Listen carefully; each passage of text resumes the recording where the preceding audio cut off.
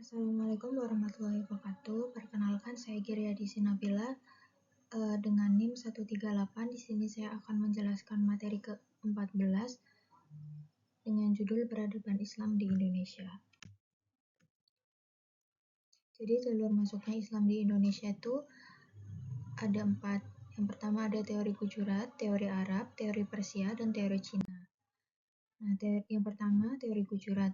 Batu nisan makam Raja Malik Al-Saleh yang merupakan Raja Kerajaan Samudra Pasai, Aceh bertuliskan angka tahun 686 Hijriah atau 1297 Masehi dengan menggunakan nisan yang berasal dari Gujarat, India.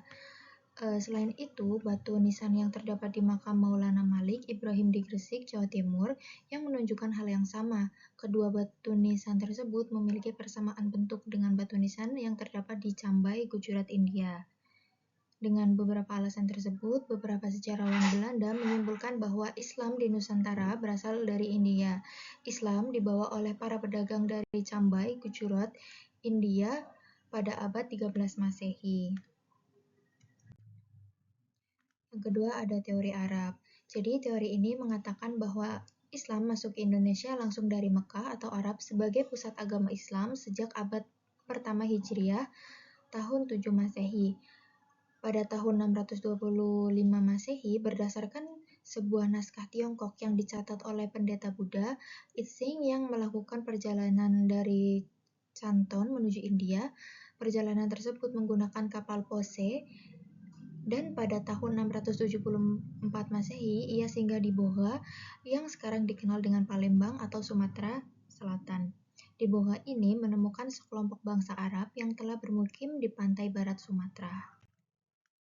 Yang ketiga ada teori Persia. Ditinjau daripada kebudayaan yang hidup di kalangan masyarakat Islam, Indonesia yang dianggap mempunyai persamaan dengan Persia, diantaranya peringatan 10 Muharram atau Asyura atas meninggalnya Hasan dan Husain, cucu Nabi Muhammad SAW, yang sangat dijunjung oleh kaum muslimin Syiah di Iran atau Persia.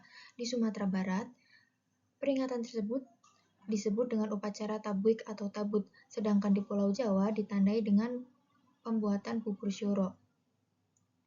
Kesamaan konsep ajaran Sufisme yang dianut Syekh Siti Jenar dengan Al-Hallaj, seorang sufi besar dari Persia. Penggunaan istilah bahasa Iran atau Persia dalam sistem mengeja huruf untuk tanda-tanda bunyi harokat. Ditemukan makam Maulana Malik Ibrahim tahun 1419 di Gresik. Yang keempat ada teori Cina. Menurut teori ini, proses kedatangan Islam ke Indonesia, khususnya di Jawa, berasal dari para perantau Cina.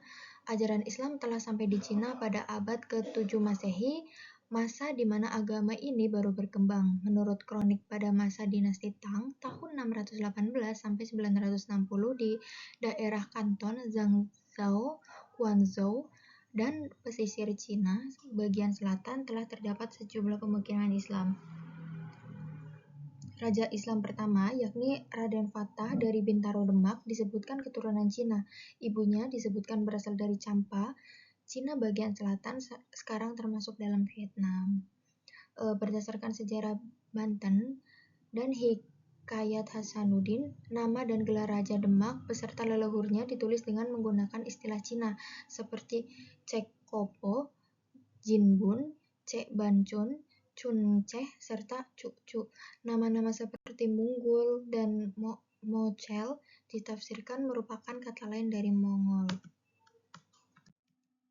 Selanjutnya ada strategis dakwah Islam di Indonesia. Yang pertama itu ada perdagangan, yang kedua perkawinan, yang ketiga pendidikan, yang keempat ada kesenian dan budaya. Nah, pada perdagangan ini, perdagangan merupakan media dakwah yang paling banyak dilakukan oleh para penyebar Islam di Indonesia. Kesibukan lalu lintas perdagangan pada abad ke-7 Masehi hingga ke-16 Masehi, jalur ini dimungkinkan karena orang-orang Melayu telah lama menjalin kontak dagang dengan dunia luar. Nah, setelah berdirinya kerajaan Islam seperti kerajaan Islam Malaka dan Kerajaan Samudra Pasai di Aceh, maka makin ramai para ulama dan pedagang Arab datang ke Nusantara atau ke Indonesia. Para penyebar agama Islam berhasil mendirikan masjid-masjid dan mendatangkan para ahli agama dari luar sehingga jumlah mereka semakin bertambah banyak. Nah, selanjutnya perkawinan. Proses penyebaran Islam di Indonesia juga banyak dilakukan melalui pernikahan antara para pedagang Muslim dengan wanita Indonesia. Jalur perdagangan internasional yang dikuasai oleh para pedagang Muslim menjadikan para pedagang Islam memiliki kelebihan secara ekonomi. Nah, para pedagang Muslim yang tertarik dengan wanita Indonesia dan ingin menikah ini mensyaratkan agar para wanita tersebut harus memeluk Islam sebagai syarat dalam sebuah pernikahan.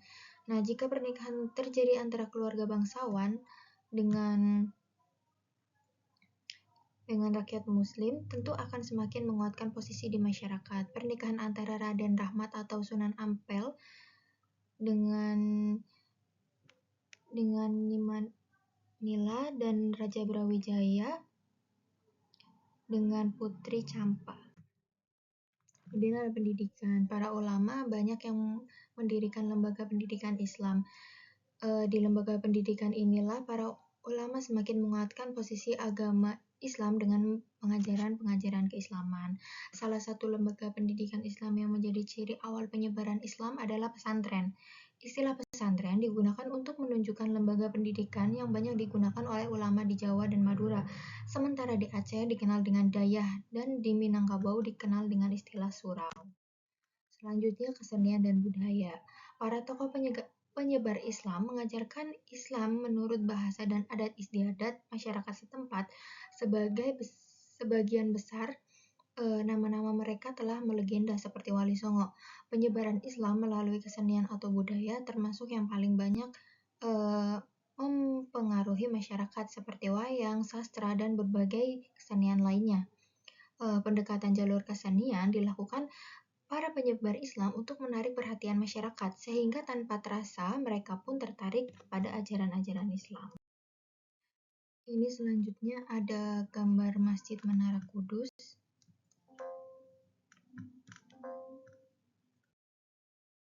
Dan ini contoh gambar Masjid Kesultanan Ternate.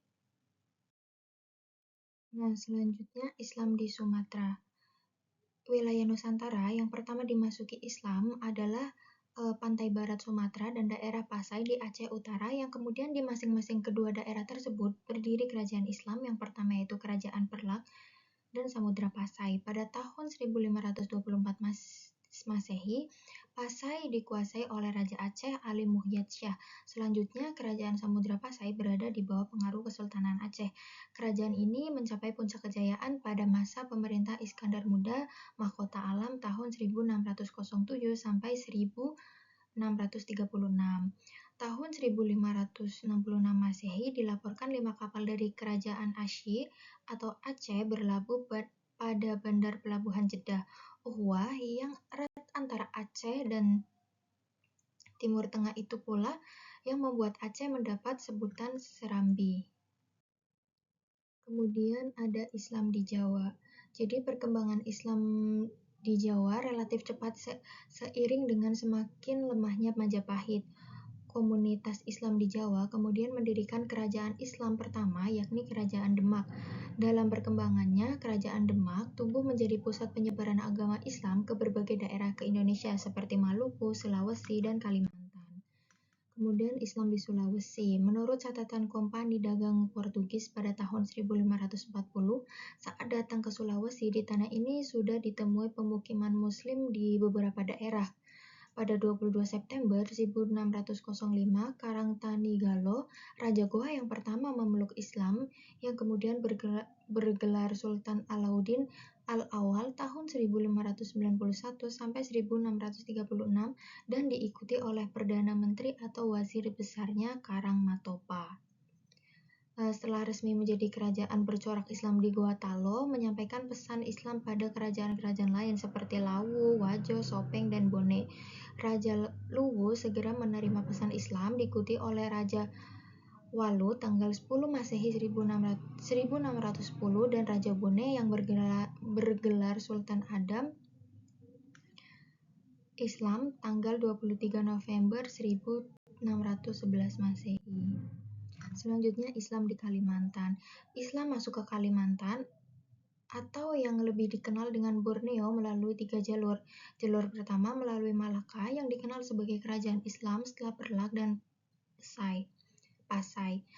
Jalur kedua, Islam datang disebar oleh para mubalik dari tanah Jawa. Ekspedisi dakwah ke Kalimantan ini mencapai puncaknya saat kerajaan Demak berdiri. Demak mengirimkan banyak mubalik ke negeri ini. Jalur ketiga, para dai datang dari Sulawesi atau Makassar, terutama dai ini terkenal saat itu adalah Datu Ribandang dan Tuan Tunggang. Selanjutnya ada Islam di Papua. Jadi beberapa kerajaan di Kepulauan Maluku yang wilayah teritorialnya sampai ke Pulau Papua menjadikan Islam masuk pula di Pulau Cendrawasih. Banyak kepala suku di wilayah Waigeo, Misol, dan beberapa daerah lain yang di bawah administrasi pemerintah Kerajaan Bacan. Nah, sekian pemaparan materi dari saya.